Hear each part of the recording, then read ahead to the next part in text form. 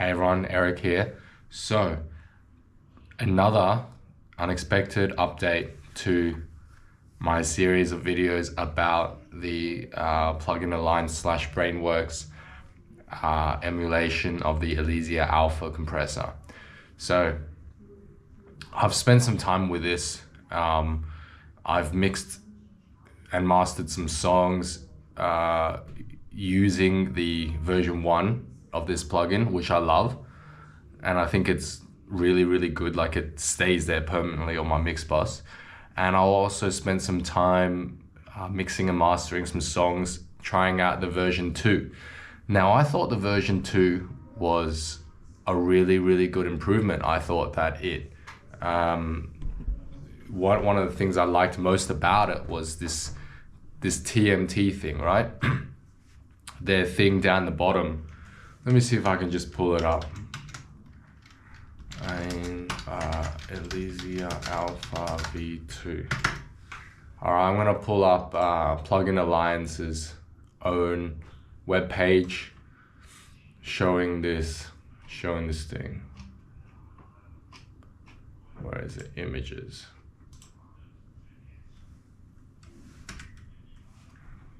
Oh, it's really small. I'll show you. Right.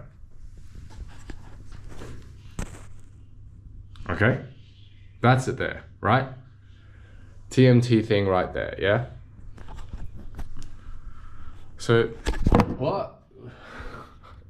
I dropped my camera, sorry.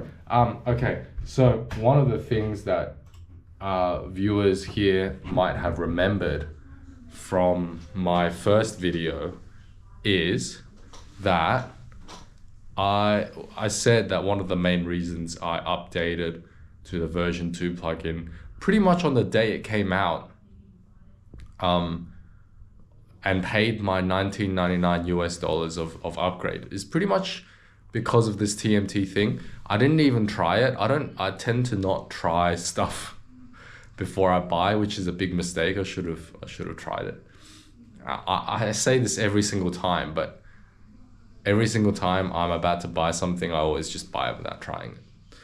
Anyway, so I bought it, $19.99 whatever. It's not that much, you know, like it's not that much. I spend more money on lunch when I go out, right? Whatever.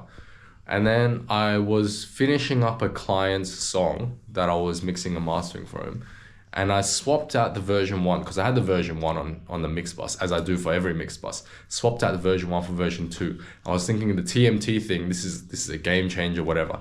Another handy feature that they had is their gain reduction limit.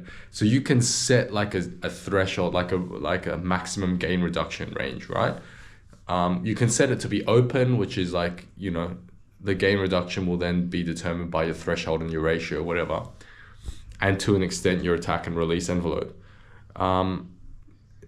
Or you can just like limit it to whatever you want. So I use that, and it's good, you know, like you can kind of set the gain reduction limit to say 3 decibels or 4 decibels, which is what I normally aim for. And then just don't worry about your threshold. Just kind of like lower your threshold until it gets to that limit, and then don't worry about it, you know? Whereas with version 1, if you wanted to limit the amount of gain reduction your compressor was doing, you had to very carefully set your threshold and keep watching. So like, that's a convenient thing, right? That is kind of like, it helps with workflow and stuff like that. But then, you know, in my last video about this, I talked about the warm or transformer emulation that added noise, and how much I hated this. Like, I really hate it. It's one thing to model components, hardware components accurately, but why do you want to include the bad stuff? We don't want noise in our songs. It does not make it sound better. Like, can I tell you, when I reach for plugins like this, I don't want any noise, seriously.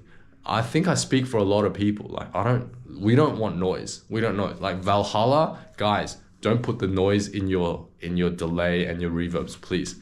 UAD, don't put the noise in your preamps. Like, just don't do it, man. We don't need it. We don't want it. Nobody wants noise. If we wanted noise, we would add it ourselves. We can add noise ourselves.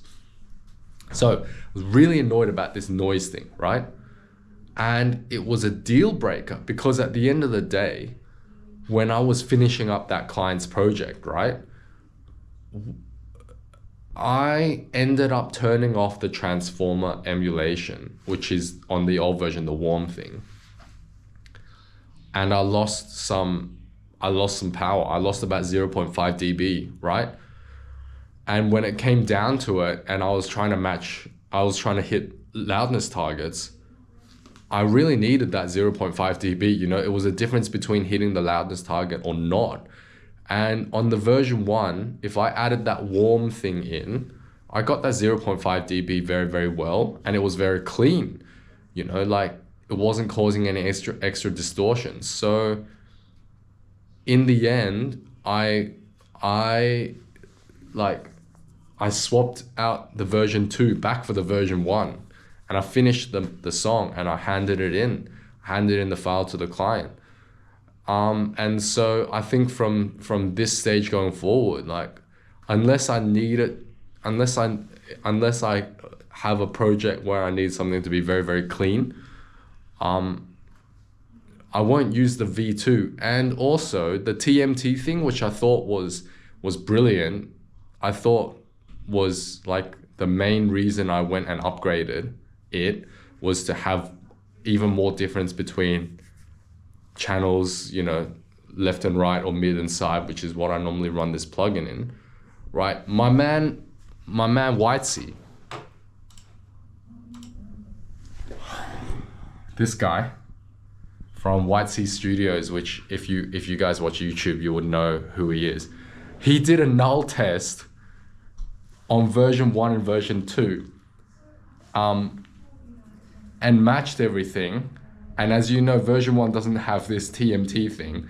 And he was scrolling through the TMT channels and stuff, and it completely nulled. So the TMT is not bringing anything different to the plugin, which amazing. Like, I wish he had come out with this video before I upgraded. I wish I had tried before I bought. But, you know, now I'm thinking there's not okay, according to him and according to the manufacturers themselves, this plugin models the hardware more accurately. Now, I've never owned the hardware. It's like $50,000, right? I've never used it. I've never used any outboard gear. So I don't know what that means. Like, I don't even care if it sounds close or not close to the hardware. Like, all I know is version 1, and you know, by extension, version 2. It's a damn good compressor plugin. Like, it's one of the best mastering compressor plugins I've ever used. Yeah, so if they come out with this version 2 and they say that it sounds more like the hardware, it doesn't mean anything to me.